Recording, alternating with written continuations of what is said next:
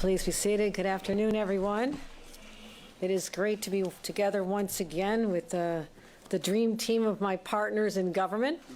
First of all, we have our great mayor of New York City, Eric Adams, who's joining us. You'll be hearing from him shortly. Mayor Spano from Yonkers has made the trip down, but not as far as our mayor from Albany, who journeyed down, Kathy Sheehan. Also, Ben Walsh, our mayor from Syracuse, will be joining us remotely. And we've also been in contact with Mayor of Rochester and our mayor of Buffalo, Byron Brown, who has a family matter to deal with, but otherwise he is on board with us. And the reason we're here today, since I've been governor, literally 6 months this week, my number one priority has been protecting New Yorkers. First of all, our priority has been protecting their health. And you've seen how we've unveiled a very thoughtful strategy to deal with COVID, the health of our individuals. Also protecting the health of our economy, making sure that we do smart initiatives, masking, vaccinations, but ultimately keeping our economy going. But also I want to protect the health of our institutions and our governments and our critical infrastructure. And they're vulnerable right now. And I know this because I served as a member of the Homeland Security Committee, as a member of Congress. I served as a member of the Armed Services Committee, and I was very much aware of the cyber threats that surrounded us even a decade ago, and even more so now. We truly live in a digital world. You think about all your transactions, how you access money, how you pay your bills, how you make purchases and medical records, even our power grids, NYPA, our transportation systems, the MTA. They're all vulnerable to cyber attack if we don't take precautionary measures. And given the increasingly volatile geopolitical circumstances with Russia and Ukraine, and we just heard from President Biden moments ago on the advancing troops from Russia, we can no longer act independently. And that has been the case where the state of New York has its plan, city of New York has a plan, our mayors, our local governments throughout the state of New York. And that is not sustainable in light of the threats that we're seeing. And we can't expect cities and counties to go it alone. They don't have the resources. They don't have the technological know-how. And we're rethinking our entire approach to cybersecurity, really based on the model that was put together after 9/11, when we had to fight and talk about how we can bring people together for our physical security. And that was the genesis of the Joint Terrorism Task Force. Well, similarly, we're not talking about physical security, we're talking about cybersecurity and how we can take a different approach to making sure we have partnerships that'll bring our resources together. And in light of what's been going on, I've been in regular contact with the White House. We've had calls. I've been speaking directly to the Secretary of Homeland Security, Secretary Mayorkas. Over the weekend, I thought it was serious enough that I convened members of my cabinet on Sunday, asking all of them to come together and tell me what steps they've been taken and where there may be any shortcomings in our statewide operations, as well as our critical infrastructure, as I mentioned, the power authority, our utility grids, our transportation networks, our water. So I wanted to assess our ongoing cybersecurity efforts and to really assure New Yorkers that our systems are protected. And also, we realize it's about coordinating with different sectors, private sector, what steps they can be taking, even small businesses. So this is a multifaceted approach to make sure that we're doing everything we possibly can to prepare and then, when necessary, react to any attacks. So today I'm very proud to announce the first in the nation statewide Joint Security Operations Center. That is where we are today. And this is going to be the nerve center for our cyber operations. We bring all the talent together, the resources, the data sharing that has been going on in silos for far too long. And it's so important. We realize now that when you see even a small attack in one system, that could be an indicator of more to come. And how we respond to that will prepare us for the larger attacks. So by collaborating and sharing literally one space, and we just saw there's going to be 117 desktops where people can work together in collaboration with the City of New York here and our other partners. We're going to be able to enhance our ability to respond to any attacks as well as prevent them. We realize that we're only as strong as our weakest link, and the synergy between even our local governments, the local governments, our cities and our counties, they're connected to our state operations. So an attack on them could lead to a larger attack and disruption of service from the state as well. So again, breaking down the silos, the data sharing that has not gone on, and bringing it together under one place, we can strengthen our defenses exponentially. And we all know that cyber criminals are relentless. They are motivated, whether they're state actors, whether they're rogue individuals. They are trying to disrupt our operations. Their intent is truly malicious. And that's why we want to take serious steps here today to disrupt. They're trying to disrupt our systems and sometimes even extort us for money. And we've seen that with hospitals and schools and universities in our own state. And in fact, it right now even costs us $5 to $10 billion a year annually. And just in the last year, 2020 to 21, we've had actually 85 serious attacks. And this is even before we're dealing with the geopolitical situation that I referenced earlier. So we know cyber attacks will continue to happen, and in the long term, this Joint Security Operations Center, which we call JSOC, you always have to have an acronym if you're talking about anything in law enforcement, JSOC, this will be the tip of the spear for our cybersecurity operations in the state. And here we are at 11 Metro Tech, and again, this will allow us to have a statewide view and operations sharing. They'll be doing tabletop exercises. They'll be working closely together, and I have to tell you, this is absolutely unprecedented. I anticipate that this will be a model for other states. Other areas should be dealing with the same sense of urgency that we come to this. But we know New York State, New York City, we are always going to be in the line of sight of the terrorists and those who want to disrupt our way of life. And knowing that we are the epicenter of financial institutions and our operations, our large infrastructure and our transportation systems, the MTA, the Port Authority. So that is why we've been working so closely with them. And I want to thank Mayor Adams and Chief Technology Officer Matt Frazier for their partnership. We just had a tour of the facility. It is state-of-the-art. This, again, is an incredible model of what collaboration and partner looks like, as well as I mentioned Albany Mayor Sheehan and Mayor Spano, who've traveled here together today. So this is what collaboration looks like physically here, but also we have to put money behind this. And I realized as governor, and I started asking questions about what we've done, where our investments have been, they have been lacking. And I'm proud that my administration is proposing an historic $62 million investment in cybersecurity, more than double what has been spent in previous years, and making sure that we have resources. But what about our local governments? I'm a former local government official, 14 years in local government. If someone told us that my town had to prepare for cyber attacks, it would have been, I don't have the resources. I don't have the money to be able to put toward that. So understanding that, at the most organic level, because I've been there, I want to let the localities know that we're on their side, that we're going to help them. And that's why I'm putting together a plan for $30 million to help our localities buy this at a subsidized price and get the technological know-how that they need to defend themselves. As I ask more questions of my team, do we have enough people in place right now? Where are we getting the smartest, the best professionals in the industry who can help us deal with this challenge? And so we're also going to be increasing the number of cybersecurity professionals that we have in the state's workforce. Right now, I'm looking to hire 70. Anybody knows somebody who wants to get a job? I need 70 highly trained individuals, and this will help us shore up our defenses, identify our weaknesses, and protect from any vulnerabilities. So we're going to be aggressive about identifying cybersecurity individuals who are early in their careers through our Excelsior Fellows program. Also, mid-year technologists who have specialties in this, offering them 18-month deployments to become embedded with these operations right here, an incredible experience for them, and we'll take from their experience as well. And so I say our SUNY and CUNY systems are also primed to be training the next generation of professionals, making sure that in addition to what we have in Albany, and Mayor Sheehan and I have been here, the College of Emergency Preparedness and Homeland Security at the University of Albany, first of its kind in the nation. We need to replicate this so it's available, this training is available, cybersecurity degrees all over the state of New York. So these are our ways that we're going to be attracting more people, getting more talent here, and using the very best and the brightest that we can to address this threat. And lastly, this is also an individual challenge.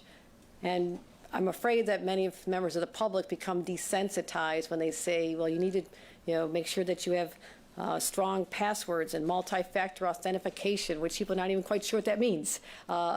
You need to protect yourself and change your passwords. Be prepared.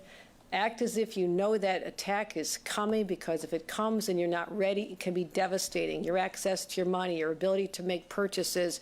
You do not want to be there in a place where you say to yourself, I wish I had taken steps earlier. This is the warning. This is the warning in light of what's happening globally. This is what is happening throughout a normal course of our years, as we've seen with these attacks we've experienced over the last decade. And so now is the time for New Yorkers to be prepared. And those of us with older parents or grandparents, tell them not to open up an email if they do not know it's not pictures from their grandchildren. Don't open it up, because there really is a lot of phishing going on, a lot of opportunities for people to really take your personal information and use it in nefarious ways. And so we want to make sure that our older loved ones hear this warning, understand what they need to do or not do in a circumstance that we're describing here as well. So I'll close by saying the threat of cyber attacks is very real. Particularly now, that is the warning we're receiving out of Washington, particularly for a place like New York. And therefore, our state and our cities will be taking a leading role in fortifying our defenses in the battlefield against cyber warfare. And we will be as relentless in our defense as the criminals are in their aggression. Mark my words, we will thwart them at every step of the way. And this is proof of what we're doing here today, again, first in the nation. And I do hope that other states and other governors will follow the lead of what we're doing here today. So with that, I want to thank everyone for coming and invite Mayor Adams to address all of you. Thank you.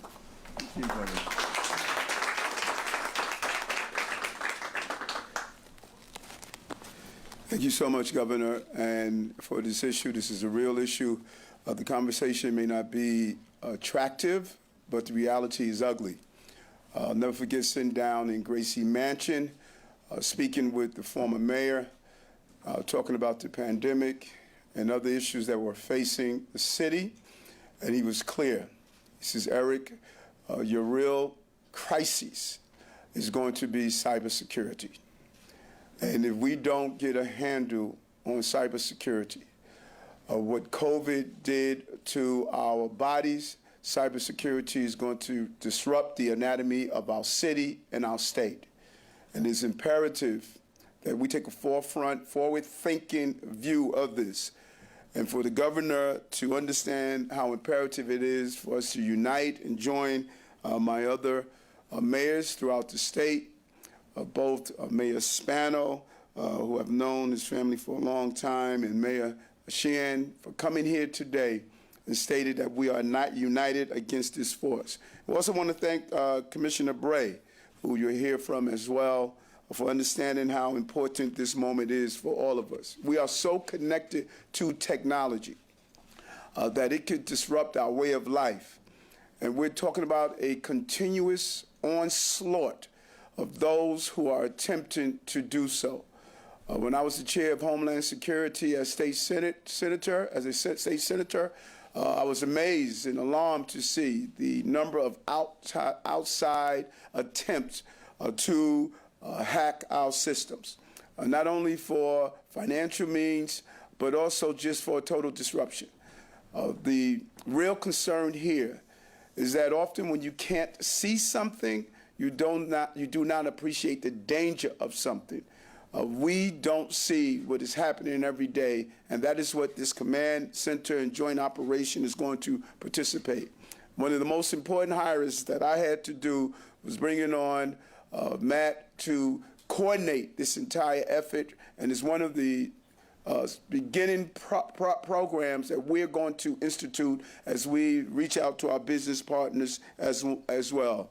Today, one of my first executive orders that I signed was about getting our technology entities all coming together, sharing information, combining what we're doing, and it's going to be under the leadership of our CTO, Matt Frazier. He has been instrumental in bringing this initiative together with the governor's office, as well as what we're doing with our private corporation. Technology, if we like it or not, It's at the heart of everything we do. Running water, electricity. Every day we start our day picking up our phones. We do our banking online. We communicate with our loved ones, our children. We run our city on technology. When you hack that technology, you are hacking our entire city. And it's not only limited to the fearfulness of what's happening in the Ukraine, but it's also here in the United States. And we must be vigilant and meet the threat with our action. And we're doing that now to protect our crucial infrastructure, because we know if we fail, we are going to make New Yorkers vulnerable to the actions that comes with it. And this is not hypothetical. This is not something we're just talking about that's distance removed. These attacks and attempted attacks are happening every day. It's just that we have put in place the right infrastructure to constantly fortify how we approach this. Just look towards Atlanta and Newark and see what happened with them and how those outside entities are attempting to hold cities and municipalities hostage. We don't have to go that far. Right here in the law department was under attack in June. The constant attempt to go after our way of life. And we learned so much from COVID that invisible threats does not mean the threat is not there, and the entire city must be prepared. And it's imperative that if we get it right, we can prevent the loss of time, the loss of billions of dollars, and the loss of our livelihood, in some cases, the loss of lives. And that is what our cybersecurity system need. We need a reboot. And today we are announcing that reboot with the help of the governor, not only doing it with coordination, but Governor, you're doing it with the financial assistance that we need to make sure we have a first-rate cybersecurity system. And so I'm proud to be here with the governor during this historic moment. We know it, and we have to continue to acknowledge it. We're all interconnected, and if we don't do so, we will fail. We are connected to Buffalo. We're connected to Syracuse, Rochester, Albany, Yonkers. We're in this together. A cyber attack that impacts one of their municipalities can impact ours. And it impacts our critical infrastructure in a real way. And that is why we are taking a forward-thinking look. This Joint Security Operations Center is building on the amazing work that we have done already. I commend what the New York City Police Department has done under the previous administration, and this is a continuation of that. The NYC Cyber Command organization is already a national model, and we're not going to hold this just in our state. We're going to share this information and the methodologies we use with any municipality that want to learn. We're asking other leaders to come here to New York and see what we're doing here, because this is a national problem that we are facing. This center will create a centralized data system and better collaboration. It will also offer unprecedented visibility into potential threats, elevated trends, and otherwise areas that might have gone undetected. We're also going to find the cybersecurity experts of the future, as the governor acknowledged. The threat is not going away. It's going to continue to grow. And so we must build out the pipeline to have young people participate in stopping, thwarting, or preventing some of the threats. Right here, we created a dedicated pipeline partnering with CUNY and other New York City schools. The chancellor understands how important this is, and we're going to make sure we get our young people prepared for the future. And so the governor has continuously stated what I agree. We need to break down the silos.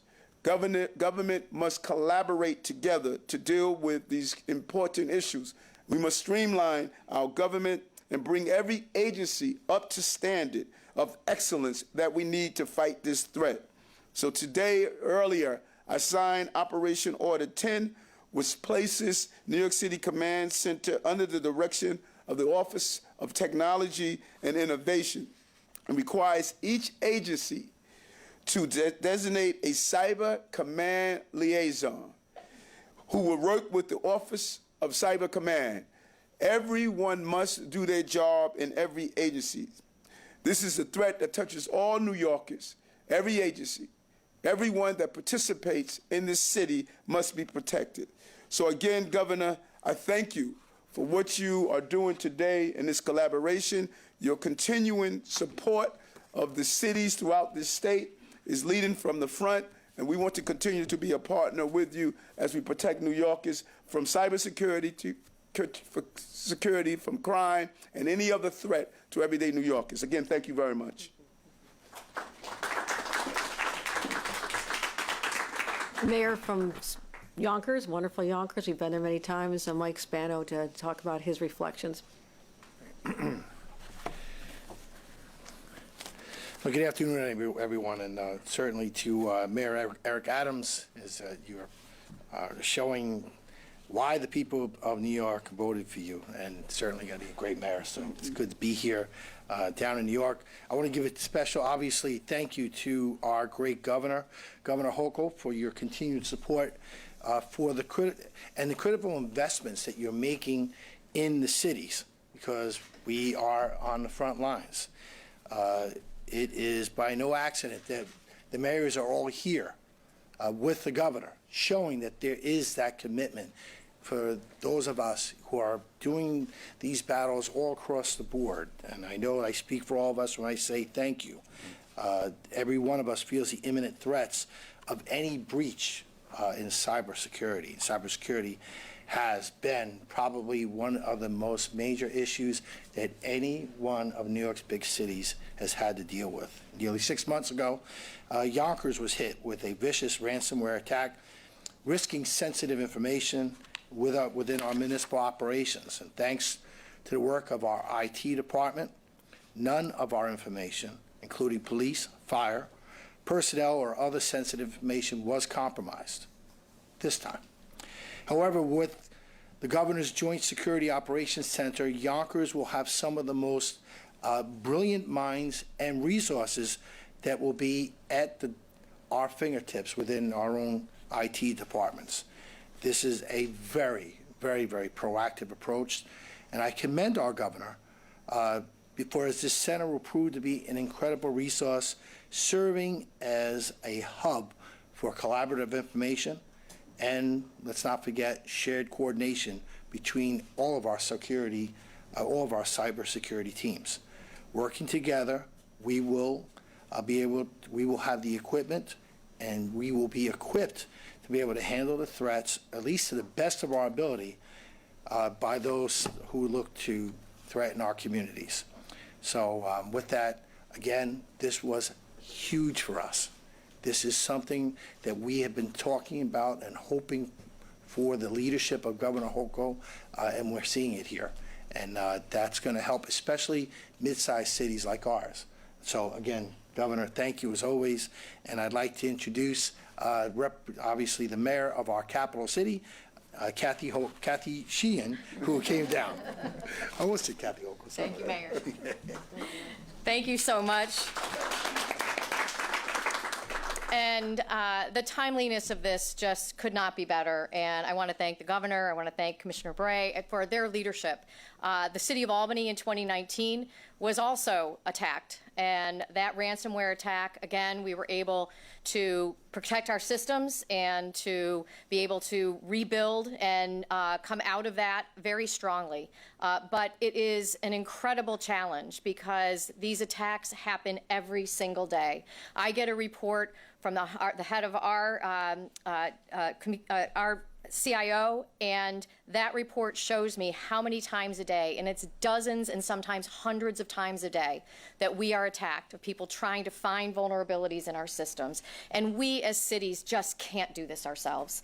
Municipalities don't have the bandwidth. And so having this Joint Security Operations Center is a game changer for all of us. The state was there alongside us when we had our cyber attack. We know the talents. We know the bench strength. We know that they have the capability. city. And when you join those forces with Homeland Security, with FBI, and with all of the other resources out there, we can create that protection that we need in order to run our cities. We're so dependent on technology, and that dependence really, I think, was demonstrated even more so during this pandemic because we relied on it to run businesses and to run government. And so thank you, Governor, for your leadership on this. We look forward to working with all of the cities, sharing information, sharing resource, and again, recruiting those great minds out there that are going to help us to make sure that we keep ourselves and our cities safe. So thank you so much.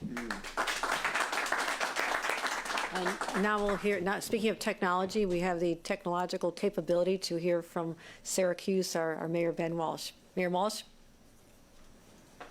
Thank you, Governor. Thank you to my fellow mayors, Mayor Adams, Mayor Spano, Mayor Sheehan. As you've heard from everyone, there is no greater threat to the day-to-day operations of city and state government than cybersecurity. And Governor Hochul, when you asked us what we needed, it was two things: more coordination and more resources. And what you're announcing here today addresses both of those needs. And it couldn't come sooner. As a matter of fact, just today I received a message from a fellow mayor in the state notifying me of a phishing scam that they were dealing with that they thought might be related to the city of Syracuse. And that's exactly what this system is set up to do, to formalize that communication network and expand it and scale it throughout the state. So again, it couldn't come at a better time, a more urgent time. And I'm so grateful, Governor, for your leadership, for the partnership of my fellow mayors, and very much look forward to working with all of you to protect the cybersecurity of our cities and of our state. Thank you. Thank you, Mayor. Thank you, Mayor Walsh. I do also want to recognize, I was talking about the mayors, but also the incredible team of commissioners and professionals and leaders of institutions like Commissioner Jackie Bray, who has just done an extraordinary job. We've relied on her for everything from cybersecurity to ice storms in Ulster County, where we lost power a short time ago. So she is tremendously hands-on, and I want to thank her for her leadership, as well as the other partners. I mean, this is an extraordinary operation here. You mentioned Matt Frazier, the Chief Technology Officer. Matt, you gave us a tour earlier, and we really look forward to working closely with you. Jana Lieber, our CEO of the MTA, is here because we know the vulnerability of our lifeblood of New York City and the whole region is our transportation network through the MTA. Rick Cotton, again, critically important infrastructures, our ports and airports, and our systems with the Port Authority. Kevin Bruin, our Superintendent of New York State Police, and Tony Riddick, the Chief IT Officer for New York ITS, as well as our partners. As I mentioned, the FBI has been here with us, and Washington is very much embedded and interested in what we're doing here and have been in regular communication with us as the situation before us unfolds. With that, I'll be happy to take any questions on topic first. Governor, you obviously planned this before what happened in Ukraine. Talk about the significance of opening this center on this day, given what's happening half a world away. You know, certainly it was an important call I had with the White House and others on Friday that, reminded us of the vulnerabilities of what's happening across the world and the impact that it could have right here in our city, a city that has been known to terrorists, a place where that they know that they're attacking a way of life, the American way of life, if you attack New York City and New York State. And that's why we took that message very seriously. It was a call with other governors, but I immediately said, okay, team, we've been talking about this for a while. How do we get this up and running immediately to be able to deal with any attacks that come now or later? And again, they're not always directed to international terrorists. We have our own homegrown people who want to be disruptors, and we have people that are doing it for financial gain. So there are many threats out there, but to have Washington on our side, FBI, I've been working closely with them, as well as our local partners and our state partners. This is the time to do this, because if not now, when? We have to be aware of the threats around us. Again, putting money behind it. My budget will be dealt with in the next couple weeks. We get that money there. We hire people. We let the world know that the best and brightest technologists and cybersecurity experts are gathered right here in New York to protect New Yorkers, because we take their safety so seriously. Talk about collaboration. What exactly does that mean? What's going to happen? And is any of that happening now? Commissioner Bray, you want to explain what's going on right now? Because, we talk about identifying threats. And, I want to make sure one thing is known. Every community can be under siege, but they don't necessarily share that with other communities. That's been a tremendous gap right now. There's not a sense of one team here. And that's the philosophy I brought to government, that we are all part of one team. I need to know what's happening in Syracuse and Rochester and Buffalo, New York City, and we'll tell you if there's anything happening with our systems, as well as the Port Authority, MTA, and NYPA, our Power Authority. So that information has not been shared at the level that we believe it will be when people are literally sitting in the same room together. They're assessing the threats in real time. And there's no more, oh, I forgot to tell that entity, or that slipped away. They're sitting together, tabletopping it, analyzing it, preparedness, but also not just preventing threats, but reacting quickly when they occur, giving advice to localities. They don't always know what to do. Do you pay the ransom? Do you not pay the ransom? We can't expect them to have the expertise that true experts and law enforcement professionals have amassed over years of experience. But Commissioner Brady, have anything to add to that? Yeah, absolutely. Thank you, Governor, and thanks to all the mayors for the partnership. The governor's absolutely right. What's happening now is that if any entity that is attacked is responding, New York City has an incredibly robust and mature response, and then the responses at our localities and our counties and our authorities run the gamut. From that incredibly mature, robust response to one that needs some help. So what we're doing here today is two things. One, putting everyone in the room will let us help everyone respond immediately. It will also allow us to share real-time information. If Albany's got a vulnerability that is exposed, we want to know that immediately so that we can fix that vulnerability, patch that vulnerability in everyone else's systems. That's not happening today, and it will be happening as we ramp up this JSOC. And then the second thing we want to do is we want to level up everyone's preparedness, so that everyone has the appropriate type of endpoint protection, the appropriate type of incursion detection, which with the governor's budget is a first major step in doing that. Okay, Governor Hochul, may we have clear examples of how big a threat this could be? What could happen without being too alarmist, I suppose? I don't understand how vulnerable we actually are. Someone from law enforcement want to talk about our vulnerability, other than the fact that the White House thought it was important enough to let governors know to be prepared. The criminals, the terrorists, they don't telegraph what they're going to do because they want the element of surprise. But we're on notice now. We're on notice of what they could do to dismantle our systems, our communication systems, our 911 systems, our transportation network. I mean, they all run on technology. And you disrupt that technology, that connectivity, there is an opportunity for rather cataclysmic consequences. But Commissioner Bray or anyone else from law enforcement want to address that? I think the important thing for New Yorkers to know is that we have very good cyber tools right now. We have best-in-class cyber tools right now. As all of the mayors have said, we see hundreds, thousands of attempted attacks a day. And the vast, vast, vast majority of those are neutralized before they can do any damage. But that's ramping up, that's increasing. And it's important that we take this next step. It's important that we level up all of our systems and all of our response. But New Yorkers need to know that we are prepared, and that anytime anything does happen, we are also now, under Governor Hochul's leadership, coming together to respond. Governor, we're hearing a lot about city and state partnership. How will this go with private business? How do you make sure private businesses won't see this as a PR nightmare and hide it and share it like they need to? They have all been connected. In fact, one of the cabinet members who I assembled on Sunday afternoon was our superintendent of financial services. We regulate and oversee the epicenter of the financial universe. So, but those institutions have been preparing. This is not a new threat to them. They have been vulnerable since cyber threats were first identified years ago. So we're in regular communication with them, letting them know the threat assessments we're receiving out of Washington and the FBI. But they are also very well prepared. I want to say I feel, and also retail. I mean, retail, you think about the major retail stores, they have been hacked before. They've put redundant and resilient systems and backup systems in place to make sure they can address that. But is there anything else to add to that, Commissioner?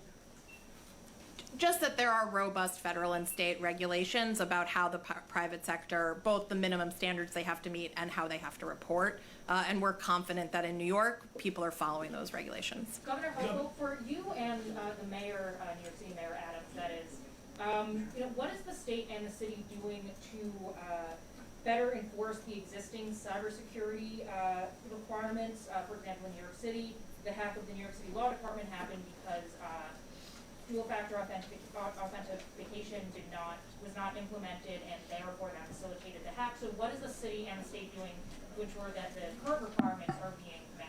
Well, I'll let the mayor answer for himself, but what we're doing is we are constantly analyzing what is going on within our own departments, raising the questions, having analysis by our IT department and our own internal cybersecurity experts, and they're accountable to me. And they know that it's a new day of surveillance, in a sense, that I want to know what's going on. I'm very hands-on, and I've worked in technology in a past life, and I understand, what's involved here. And so I'm asking them to report. That's why I had this meeting on Sunday. Report to me. Tell me what's happening in your jurisdiction. Our NYPA was represented, Port Authority was represented. MTA is represented, as well as all of our agencies that regulate the various industries. So we're just continuing to press them to do testing, to make sure there's backups in place, and to make sure that they're downloading the best software protection that they can, and making sure that we're always getting ahead of the game. So that's what we're doing at the state level. Is there anything else that I missed? Your budget, the governor's budget invests tens of millions of dollars to increase state preparedness of our own systems. So in addition to the $30 million invested to support counties and localities and other critical infrastructure partners, we're investing in our own systems to make sure that they are up to not only standards, but beyond and best in class. And your question is a good question because, you could have the best rules that's possible and the best safeguards, but if it's not being carried out, then we're failing. And when you look at agencies in particular, there's a history to focus on their primary responsibility. Department of Education, they want to educate children. Department of Homeless Services, they want to provide services for those who are homeless. FDNY wants to provide putting out fires, and same with police. What we are doing, and what the governor is sharing with us, is that in each agency, there must be a person that's the liaison to this center. And in addition to the primary goals of that particular agency, they must focus on cybersecurity. And that is the difference of what we have witnessed historically. If you were to call up one of the agencies in the city and ask who is keeping watch on the protocols, the practices, and the safeguards, right now that does not exist for the most part outside the New York City Police Department. We're going to duplicate that in every agency. We're going to make sure that they speak with the chief technology officer. We're going to make sure that they interface here, and we're now putting this as a responsibility that someone must be watching the store inside each agency, and that is a different approach. We cannot take this lightly. As I stated, former mayor was very clear. He says, Eric, the crisis you are going to face is cybersecurity. And this was in the midst of COVID. This was in the midst of crime. This was in the midst of housing. He was very specific and clear. We must get cybersecurity under control, and that is what this governor is doing today. Governor, has there been an increase in the number of attacks over the last 2 months, specifically from Russia-backed groups against the city and the state? And are you particularly concerned, has DHS told you anything about vulnerabilities when it comes to our pipelines, given that the world is now bracing for potential real issues with fuel consumption? And I'm also thinking about the Colonial Pipeline. No, the Colonial Pipeline is very much front and center in our minds, and the impact that it had not just on the pipeline, but also consumer behavior afterward, and how paralyzing that was. I mean, I think that's a very good example when you ask, like, what could this mean? That's one pipeline, and what it did to the ripple effect that it had is something that, again, that was a warning sign that these are institutions that have to be protected. So we're continuing to, identify areas where there's vulnerabilities and getting ahead. And you may think that you have best-in-class spyware software to protect, and all of a sudden it's obsolete because they've hacked this, they found a way to the back door to get to this. So you always have to be vigilant bring in smart people who are ahead of the game. And in terms of whether or not there's been an increase in attacks, I've not been made aware of a specific increase in those areas. I don't know if our state police has anything else to add on that. Okay, and state FBI. We don't have an increase, but the situation is becoming more volatile. The U.S. just literally in the last hours instituted sanctions. Sometimes for every action, there's a reaction. Shame on us if we're not anticipating and watching what's happening across the globe and the possible impact in any city, of course, but New York City, New York State. We've been down this path before. Again, we had to protect our physical security after 9/11. Now we have to protect our cyber systems and all of our infrastructure because of the dependence that the mayor mentioned, the incredible dependence that we all have in our daily lives. Everything we do and touch has to do with technology, and there's a vulnerability there. So we're taking all the steps we can to build the resilient system to fight back. Okay, we'll take a couple off topics. This is a question for the mayor. Going back to the subway safety plan, yesterday was the first day of the program. Wondering how many teams were actually in the system, getting people off the subways. I know you said a high of 30. How much is this program going to cost? And also, how many individuals did you connect with services or shelter, safety in bed? Okay, let me peel that back one layer at a time. First, we had 6 teams out yesterday. Thank you, Governor. First, we had 6 teams out yesterday. We're going to reach the point of 30 teams. We had engagement with 100 individuals in the subway system. What we are not going to do, because remember, this is an enforcement and also dignity. We're not going to parade around where we're going, who we're removing. We're not going to allow people, through our actions, to have cameras placed in their face because they're down on their luck.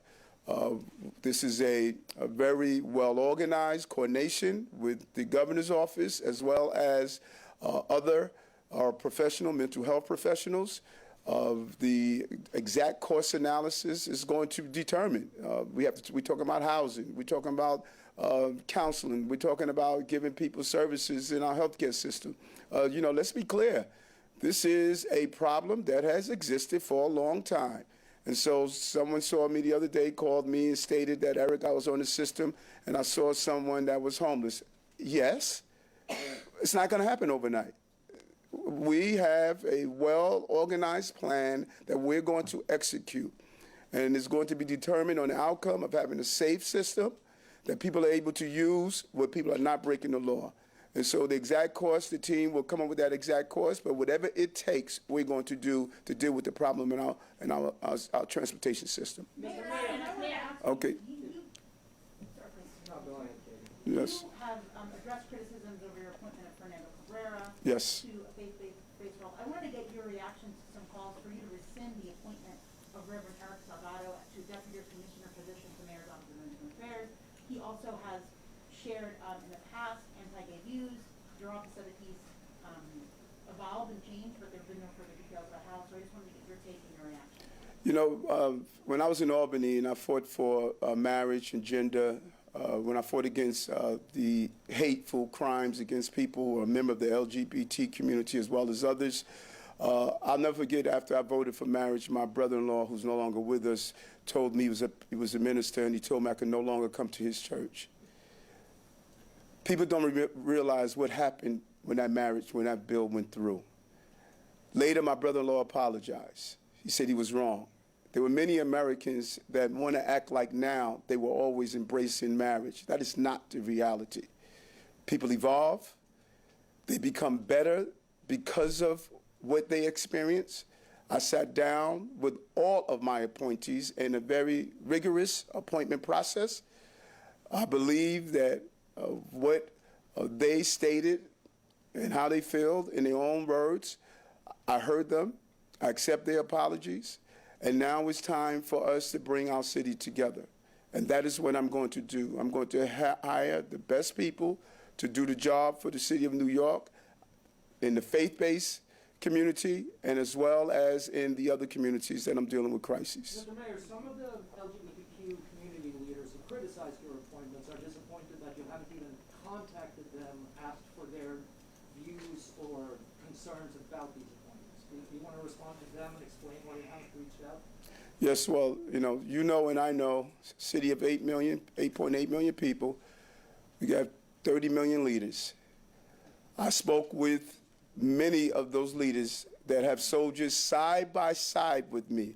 My unprecedented record on fighting on behalf of men and women of the LGBT community went back to the days I was a sergeant in the police department, and has continued in the state senate, as borough president, now as the mayor. I spoke with a number of those leaders and shared my thoughts, and I stated, I respect your thoughts, but I'm going to do what's best for the city of New York. And so did I reach everyone in the city that is a member of the LGBT community? No, I did not. But I met with and communicated with several of the leaders in the community. Such as? I'm not sharing private conversations, but I'm sure if you will call Corey Johnson, he will share with you. If you call some of the city council members, they will share with you. If you will call some of the former elected officials, they will share with you. I spoke with many of them. Okay, time for one more. Governor Hochul, I want to ask about, from your 30-day budget amendments, you took out accessory dwelling units and transit-oriented developments in the suburbs. Is that in response to criticism that you have faced from the likes of people like Tom Suozzi, or are you intending to work with the legislature to get that passed, to get both things passed, not through the budget, but through the traditional legislative process? The genesis of this whole idea was what we were working on in the fall when we were new in office, and we wanted to put together very thoughtful policies that we thought would accomplish specific goals. One of those goals is to increase the access and supply to affordable housing. We are in a crisis in the city, Long Island, Westchester, and other parts of our state where there's an affordability crisis where young people can't even grow up and raise their own families in the town they grew up in because they've been priced out of it. So also, what I saw in my first week on the job, when I had to go to places like East Elmhurst in the aftermath of Hurricane Ida and saw the devastation and the loss of life that flowed from the fact that people were literally drowned in their homes because they were living in accessory dwelling units, lower level units that did not have an escape out the back door. That was devastating. So I take those two issues, the need to have regulation in those units so people can live safely and not have their lives in danger every time there's a cataclysmic weather event, as well as this very real need to just make more access to affordable housing. We also put $25 billion, first time ever, unprecedented amount of money, into having 100,000 affordable housing units. That's in my budget, as well as 10,000 supportive units for people who are homeless or recently incarcerated. So this is the context that we were looking for ideas on how to do this. We put forth one idea to bring forth more ADUs, as they're called, accessory dwelling units, and TODs, transit-oriented development. But I realize in talking to many of my partners in local government, I just spoke to the Association of Towns this morning. I spoke to leadership of the mayors, as well as Long Island senators, Democratic senators from Long Island. I think what has happened is you see a different kind of leadership here, where I will take ideas from people. I have a broad policy objective I want to achieve, but I can achieve that by working closely, rolling up our sleeves and working with the partners that I'm talking about.